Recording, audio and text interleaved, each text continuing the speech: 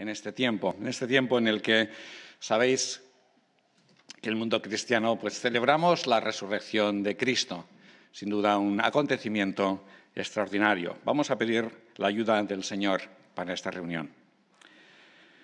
Padre, gracias por la oportunidad de estar juntos, aunque poquitos en esta ocasión. Pedimos por nuestros hermanos donde estén, los que faltan, que tú les bendigas y les ayudes. Y también gracias porque en toda circunstancia y momento podemos poner nuestra fe, nuestra oración a ti, sabiendo que tú eres un Dios que nos amas, que diste a tu Hijo Jesucristo a nuestro favor y lo resucitaste, como vamos a ver en esta mañana. Gracias por este mensaje impactante, extraordinario, que necesitamos, sobre todo en un mundo como en el que estamos. Gracias por todo ello, a ti la gloria. Amén. Vale, pues vamos a ir a la Epístola a los Romanos, capítulo 4, versículo 23. Epístola del apóstol Pablo a los Romanos, capítulo 4 y versículo 23.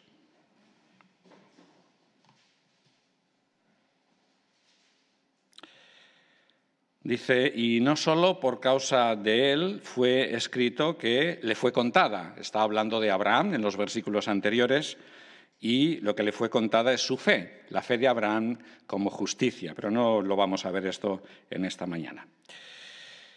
Sino también por causa de nosotros, a quienes iba a ser contada, a los que creemos en el que levantó de entre los muertos a Jesús, nuestro Señor, el cual fue entregado por causa de nuestros delitos y resucitado a causa de nuestra justificación.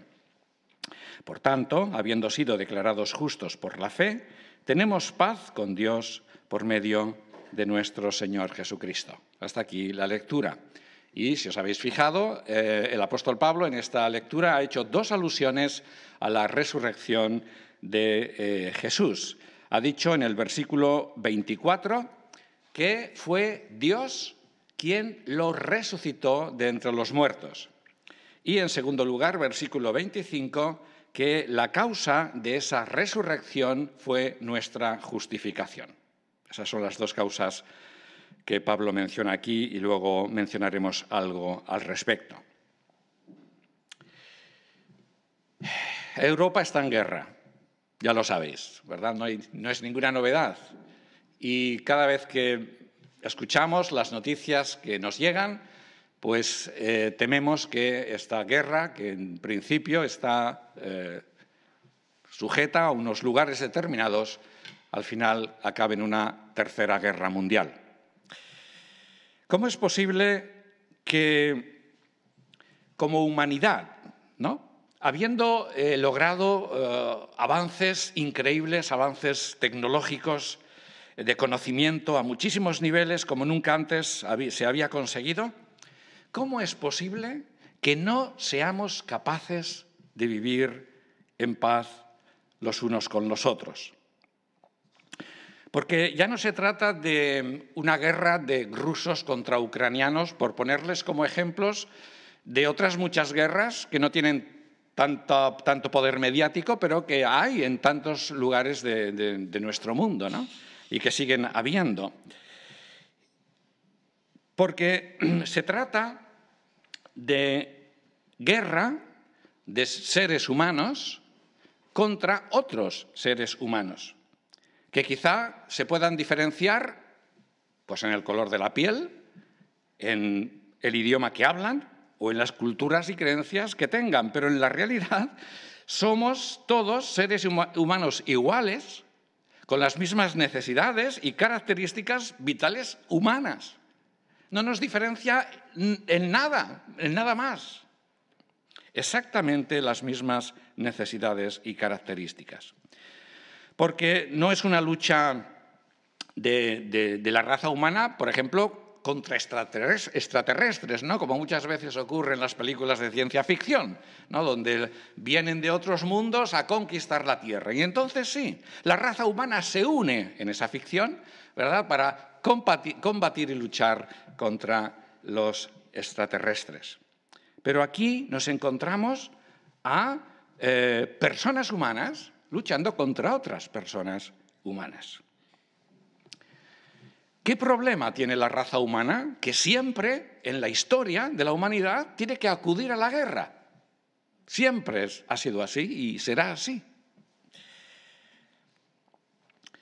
En noviembre del año 2021, el conocido presentador Pablo Motos realizó una crítica acerca de la maldad de la ciudadanía. Si os acordáis, incluso lo comentamos algunos de nosotros, ¿no? Y fue muy interesante lo que él dijo, ¿no? Su análisis. Vamos a recordar algunas de sus frases. Él decía: es una ingenuidad creer que el ser humano es bueno por naturaleza. Eso lo decía él. Decía también: vamos de buenos, nosotros no tenemos la culpa de nada. Todos son culpables, menos nosotros. Somos funcionalmente malos, nos atrae la maldad y casi siempre que tenemos ocasión o que no nos vigilan, la preferimos. La última frase. En lo más profundo de nosotros, casi todos, llegando el caso, decía él, somos envidiosos, cotillas, falsos, miserables, traidores, infieles, egoístas, aprovechados, injustos, intolerantes, clasistas, sectarios, corruptos y violentos. Tela, ¿no? Pero es verdad esta descripción del ser humano, de la maldad del ser humano. En enero del 2022, o sea, de este año, con motivo de la presentación de una de sus películas, un conocido director de cine, Guillermo del Toro, hacía el siguiente comentario: no hay otra criatura tan monstruosa como el ser humano. Y seguía diciendo: ya no somos capaces de discernir la verdad de la mentira. En ese mismo mes, también en enero, un actor español, Javier Cámara, haciendo un comentario de una de sus series, que creo que era protagonista, decía lo siguiente: la corrupción y la picaresca definen muy bien a España.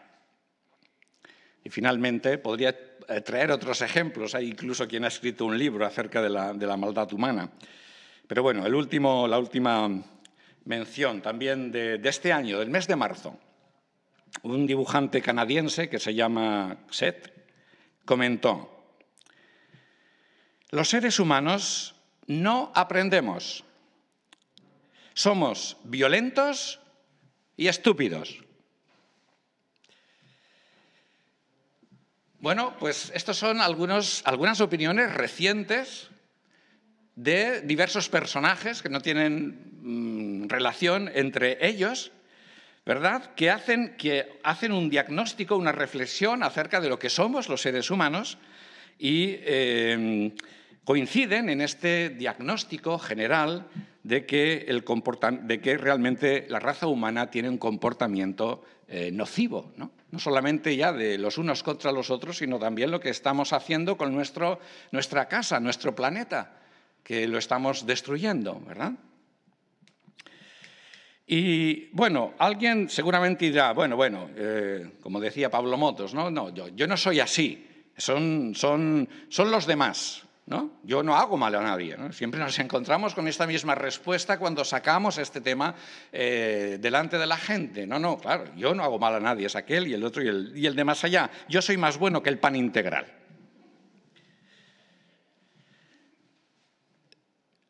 Lo cierto es que todas estas opiniones que hemos considerado parecen bíblicas, porque eso precisamente es lo que dice la Biblia acerca de la situación del ser humano. ¿Vale? Vamos a ver un ejemplo en esta misma epístola del apóstol Pablo, ¿no? Que la escribió hace 2000 años aproximadamente. Vamos a ver qué dice el apóstol Pablo acerca de lo que define al ser humano. Lo encontramos en el capítulo 1, versículo 28. capítulo 1 y versículo 28. A ver si notáis alguna similitud con todas las otras descripciones humanas.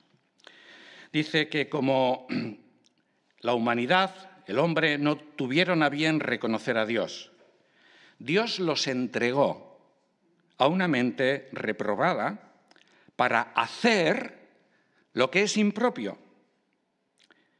atestados de toda injusticia, perversidad, avaricia, maldad, colmados de envidia, homicidio, contienda, engaño, malignidad, murmuradores, detractores, aborrecedores de Dios, insolentes, soberbios, jactanciosos, inventores de cosas malas, desobedientes a los padres, necios, desleales, sin afecto natural, despiadados, quienes, habiendo entendido el pronunciamiento de Dios, que los que practican tales cosas son dignos de muerte, no solo las hacen, sino que también dan plena aprobación. Ahora, en esta última lectura notamos algunos aspectos interesantes que es importante tenerlos en cuenta. En primer lugar, comprobamos que todas estas características que hemos leído, escritas hace 2000 años, son prácticamente las mismas que nosotros, ¿verdad? Usando a los personajes que al principio os decía, somos capaces de ver el diagnóstico de cómo nos comportamos, cómo somos. Son exactamente o parecidas las mismas conclusiones. En segundo lugar, vemos un detalle de alguna manera coincidente con la primera lectura que habíamos hecho en Romanos capítulo 4, y es un factor en el que nadie piensa. Porque precisamente en el diagnóstico en los diagnósticos de los personajes estos que hemos aportado, ¿verdad?, no está mencionado ese factor. Pero el apóstol Pablo sí lo menciona. ¿Qué factor es? El factor Dios. El factor Dios.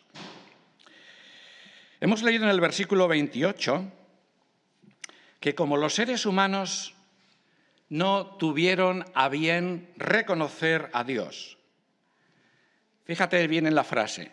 Dios los entregó a modo de juicio a una mente reprobada, a una mente depravada, para hacer precisamente lo que es impropio. Y como vemos, todos somos capaces de detectar precisamente esa maldad que hay en los demás, pero en mí no. Pero la maldad forma parte integrante de la naturaleza humana. Lo dice la Biblia y somos capaces de definir lo que así es. Todos la llevamos incorporada en nuestro ADN. ¿Sabes por qué? Porque Dios lo ha querido así, para que veamos lo malos que somos.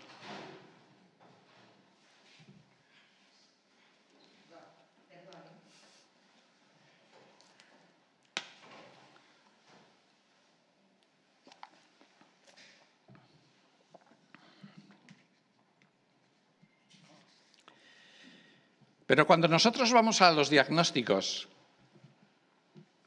como los que hemos aportado al principio del mensaje de estos personajes importantes o notorios de la cultura, sin embargo, nadie da soluciones.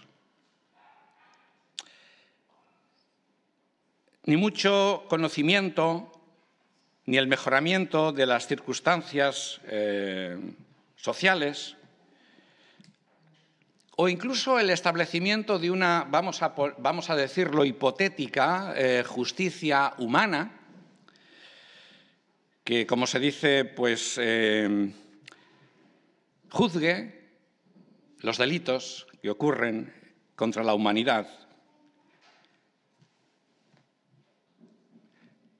Pueda ejercer una justicia justa Y cuando vamos a las leyes, como antes os decía, cuando, por ejemplo, miramos nuestras leyes, las de nuestro propio país, vemos claramente que no lo hace.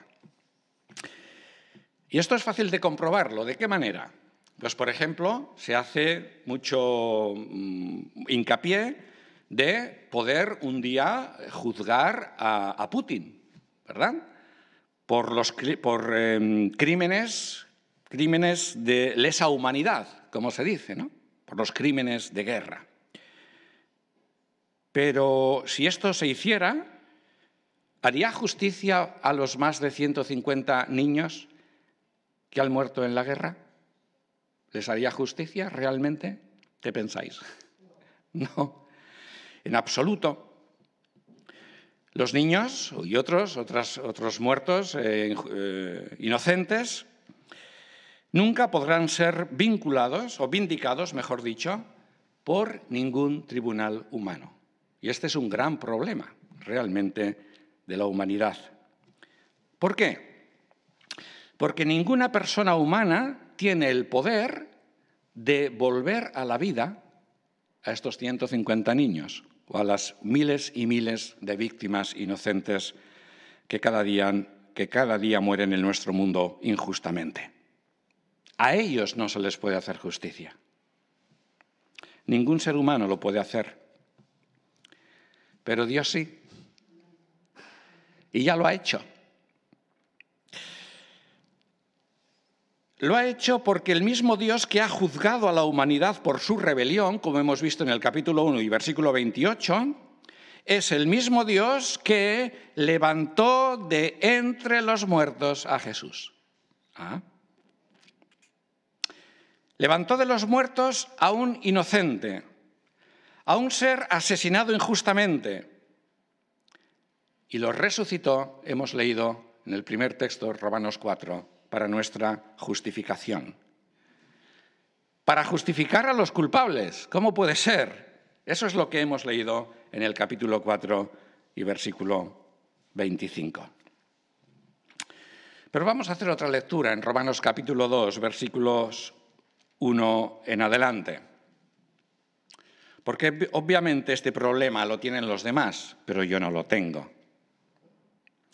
Y dice el apóstol Pablo, capítulo 2, versículo 1, por lo cual eres inexcusable, oh hombre, todo el que juzga, y este es el problema que tenemos los seres humanos cuando juzgamos, que no lo podemos hacer. ¿Por qué?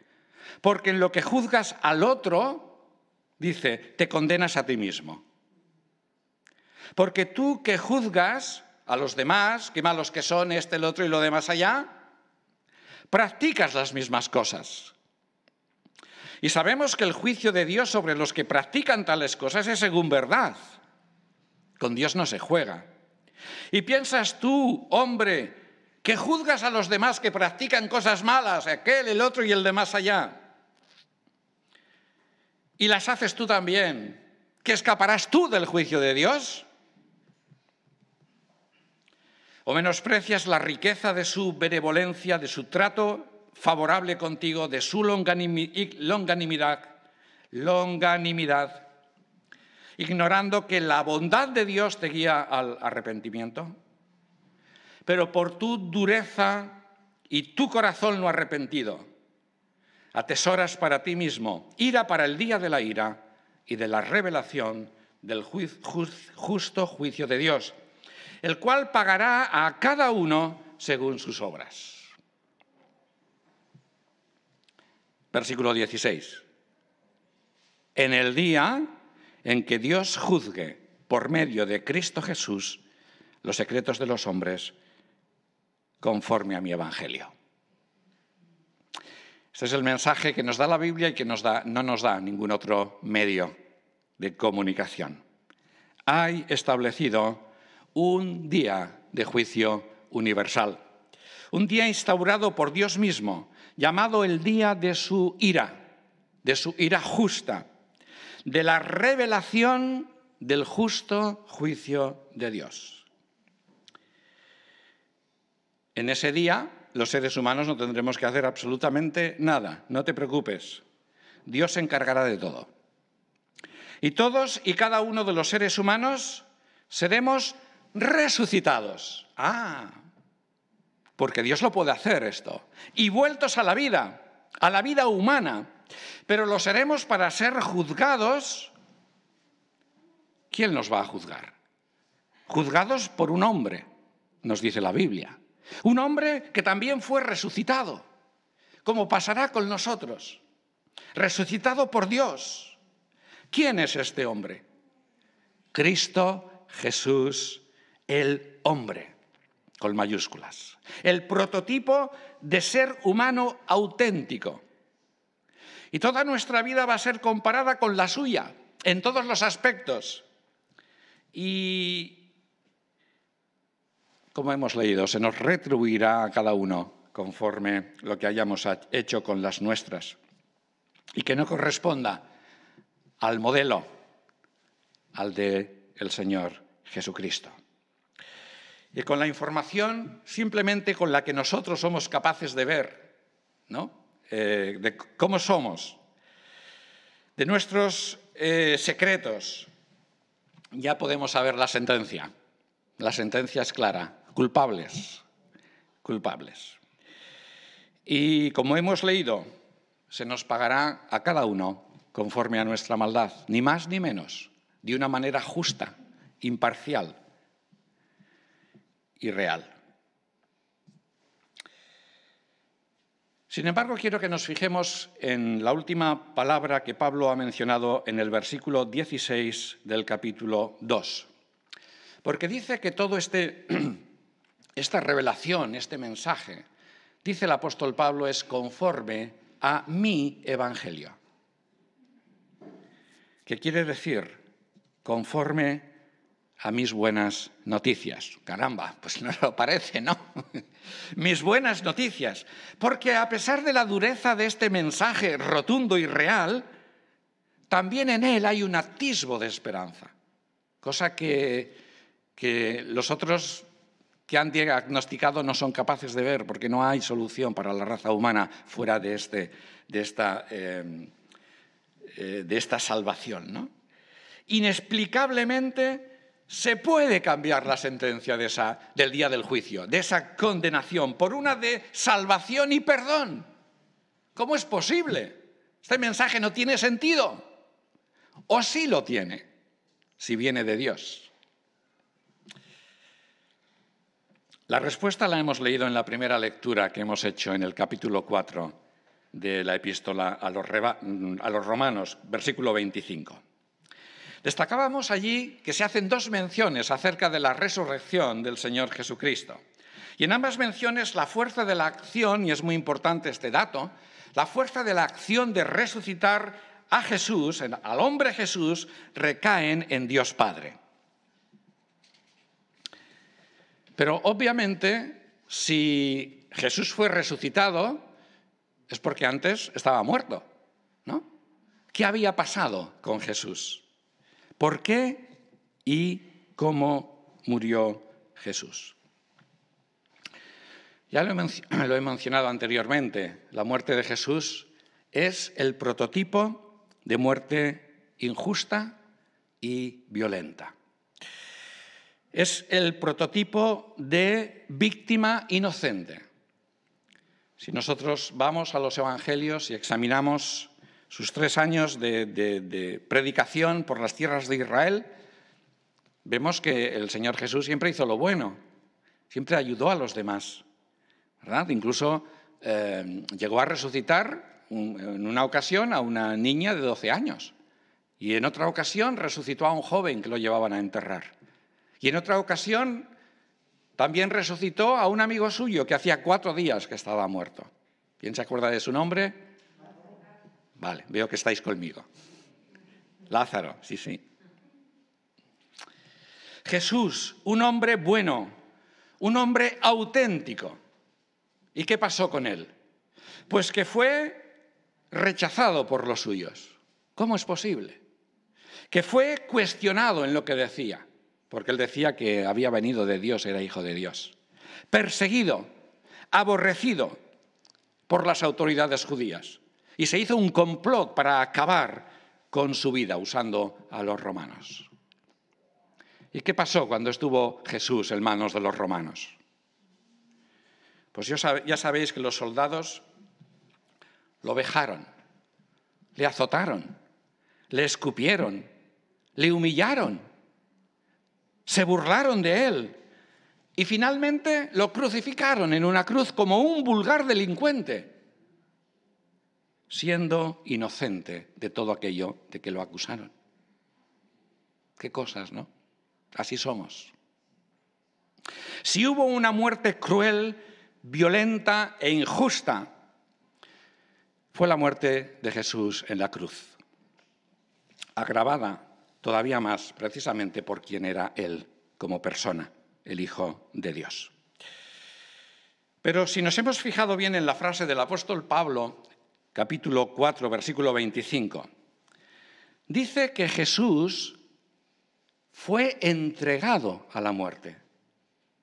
Se refiere a la muerte de cruz. Y que fue entregado por causa de nuestros delitos o de nuestras transgresiones.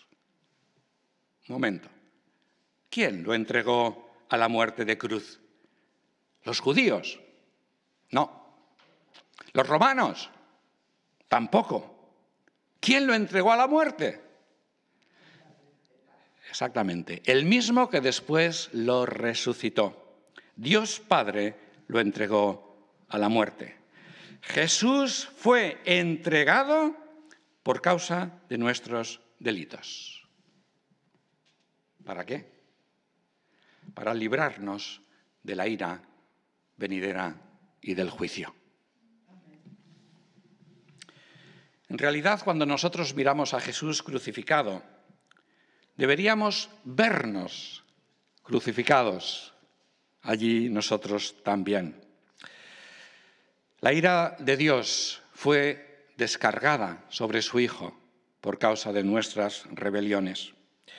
Jesús era inocente y puro y justo, pero en la cruz Dios puso toda nuestra responsabilidad pecaminosa sobre Él. Ese es el gran valor de la muerte del Señor Jesucristo.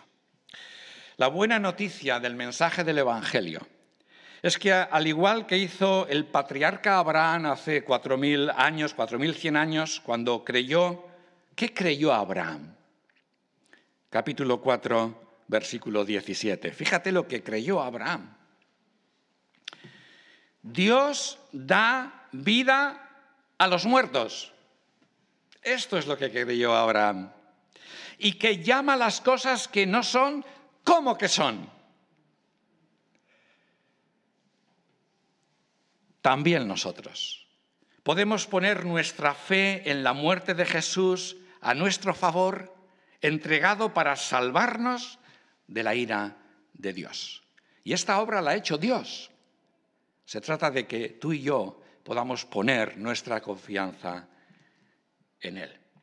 Porque Jesús fue entregado a la muerte de cruz por nosotros, pero también resucitado para nuestra justificación.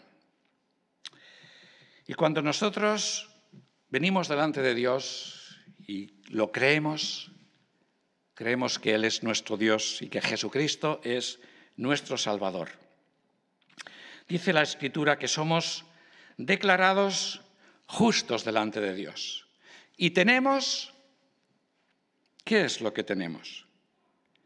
Fíjate lo que dice el capítulo 5, versículo 1. Justos por Él y tenemos lo que en este mundo no hay, paz. ¿Pero paz para quién? Para con Dios. Y a partir de aquí también para con los hombres, ¿verdad? Pero importante, paz con Dios por medio de nuestro Señor Jesucristo. ¿Por qué murió Jesús? ¿Por qué fue resucitado? Murió por nuestros delitos y fue resucitado para nuestra justificación. Si lo crees, participa de los símbolos de su muerte.